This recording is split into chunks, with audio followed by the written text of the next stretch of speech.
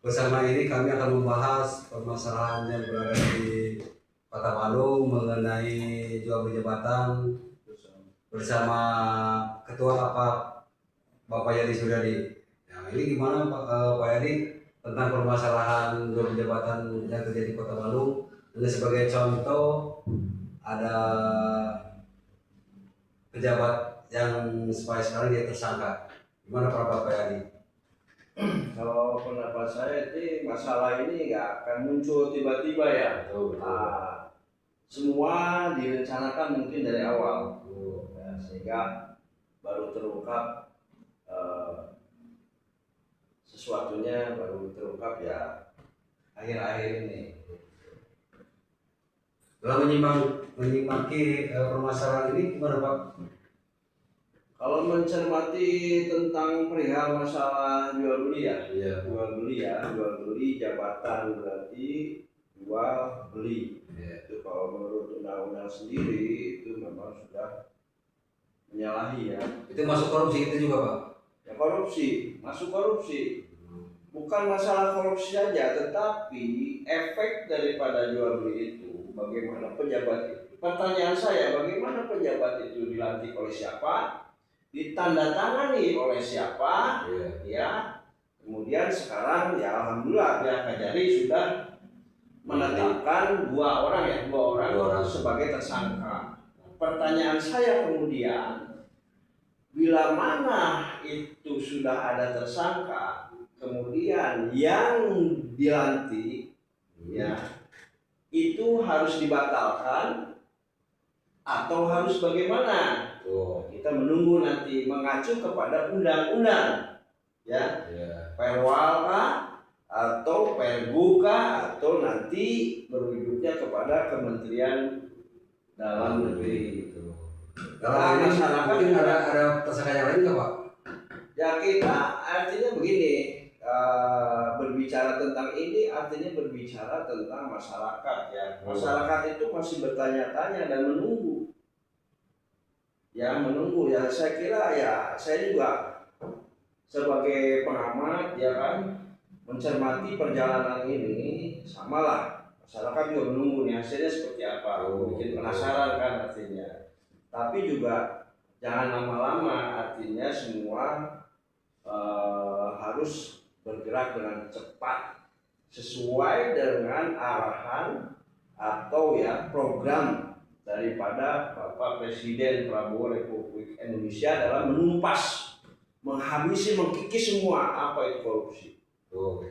Memberantas instruksi Bapak Presiden kita yang banyak memberantas korupsi. Nah, ini untuk APH sendiri gimana Pak, khususnya kejaksaan dalam hal ini harus gimana?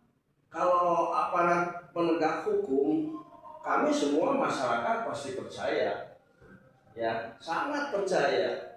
Karena mereka itu beliau-beliau ya disumpah, bukan masalah sepele. Kalau artinya sumpah itu langsung, kalau kita umat Islam bilang itu hablum minallah ya. Apapun itu yang terjadi, A ya bilang A, B ya bilang B. Kalau ketentuan hukum itu ya seperti itu. Kalau semua mungkin dari saksi ya kan, dari bukti-bukti semua sudah ya udah, tinggal prosesnya mungkin masyarakat menunggu, tinggal secepatnya aja diumumkan. Mungkin pihak Kejari sendiri untuk Kota Palu sendiri ada beberapa saksi yang dipanggil, kurang lebih 50 saksi. Mungkin dalam ini apakah wali kota akan terseret juga Pak? Kalau masalah saksi sih saya dengar ya, tapi nggak tahu jumlahnya, saya kurang pasti tahu juga. Mungkin Bapak jurnalis ya rekan-rekan juga jurnalis yang lebih paham gitu kan tentang perkembangan situasi ini. Ya sekarang logika aja, kita berbicara logika dalam pemerintahan itu tentang peraturan apabila ini siapa yang menandatangani, yang melantik para pejabat notabene kadis dan lain sebagainya itu siapa? Betul. Ya kan, artinya secara otomatis itu adalah tanda tangan Pak Wali Kota, pelantikan oleh Pak Wali Kota. Mungkin kalau kedepannya mungkin wali kota jadi target pihak KPH, mungkin baru krisis kepemimpinan Pak, gimana Pak? Ya target apapun itu kita serahkan kepada APH ya. Tapi tentunya tidak kalah juga peran dari masyarakat Kota Bandung itu sendiri. Nah, Kota Bandung ini masyarakatnya pilih bersih. Oke, berarti ada sekian persen yang ikut membantu dalam hal perihal untuk bersih-bersih inilah Kota Bandung sesuai program Pak Presiden memberantas korupsi. Berarti masyarakat sendiri sekarang bisa menilai apa ya? Ya, tentunya masyarakat ya, saya apalagi Kota Bandung ya, artinya barometer Jawa Barat ini udah canggih-canggih, udah pinter-pinter lah. Nah ini Pak kan kita kembali lagi kalau masalah yang ada di Kota Bandung ini kembali lagi ke masalah demokrasi Pak. Demokrasi. Berarti kekuasaan ada di tangan rakyat. Berarti bisa gitu Pak ya? Betul, artinya gini. Demos Kratos ya, itu kekuasaan rakyat. Artinya kekuasaan di tangan rakyat itu selama ini kita memang menganut bahwa kedaulatan itu ada di tangan rakyat. Artinya kita serahkan semua kepada rakyat dengan kan ada perwakilan tuh ya, kita itu memilih dewan ya kan, memilih pemimpin ini kan lewat dewan-dewan ya, dengan acara yang pemilihan langsung. Kita kan udah belajar dari kecil nih, dari SMP aja kita udah belajar demokrasi. Misalnya pemilihan OSIS, ya kan, kita pilih OSIS itu misalnya ada 2-3 calon, mana yang pantas. Nah, kemudian jangan lepas dari situ aja. Ketika dia dipilih, kita awasi. Ada tim seleksi khusus. Ada tim seleksi kan, itu ada pengurusnya. Nah, kalau masalah demokrasi ini tentunya dalam pemerintahan itu masyarakat yang ikut berpartisipasi untuk memantau hal-hal yang utamanya negatif. Begitupun positif. Gitu. Bisa dibilang masyarakat harus terjun langsung ikut mengawal. Kalau mengawal terjun enggak lah, yang penting memonitor aja, memonitoring, mengawasi bagaimana nih pemerintahannya supaya kita sama-sama berjalan baik. Dalam ini Pak, mungkin harapan Bapak untuk kedepannya khususnya untuk Kota Bandung dengan masalah yang terjadi ini gimana Pak, harapan kedepannya Pak? Ya, harapan saya sih masyarakat itu tetap memonitoring ya, memantau terus, mengawasi terus kinerja itu baik untuk tingkat misalnya Kota Bandung, wali kota, wakil wali kota, kadis pun atau dewan pun sekalian nggak apa-apa. Karena ya itu tadi demokrasi kita. Masuk eksekutif yang tadi gitu Pak. Ya, eksekutif legislatif, eksekutif. Oh ya, siap. Jangan merasa alergi kalau masyarakat kita tuh, masyarakat itu kita kalau orang demokrasi ya, ada kritik gitu ini nggak usah takut.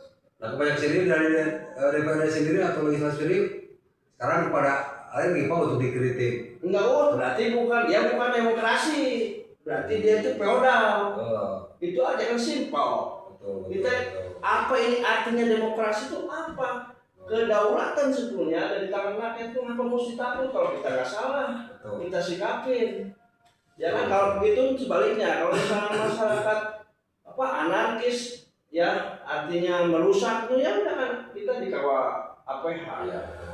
Silakan aja sesuatu. Intinya jangan takut kalau kita tidak salah ya Pak ya. Jangan takut. Kenapa mesti takut kan? Itu artinya begini. Orang itu kalau misalnya kita salah pasti kita ragu-ragu. Ya. Ragu-ragu. Tapi kalau kita benar dan kenapa mesti ada ketakutan dalam hal itu? Kan semua udah jelas, perwal, perda, berarti kan jalanin aja itu. Mungkin untuk solusinya Pak gimana Pak? Untuk solusinya kepada pemerintah termasuk DPRD atau pemerintah Kota Bandung sendiri Pak? Ya, kalau solusi saya itu sebetulnya ya satu tadi itu kan Bandung itu kita ya kami dari lapisan masyarakat berharap untuk agar supaya lebih baik kembali. Solusi saya mungkin rekan-rekan saya nggak paham ya. Rangkul semua elemen masyarakat, nah seperti saudara ini kan, jurnalis, media, rangkul semua. Ada aliansi apa, ada lembaga swadaya masyarakat, ada organisasi, rangkul semua. Artinya di situ kan satu kepala pasti berbeda. Betul. Kalau kita kumpul semua disatukan, oh apa ini? Nih pemecahannya Bandung itu harus begini. Oke, bareng. Dan begitu sesuai dengan aturan-aturan yang ada di Republik Indonesia. Betul.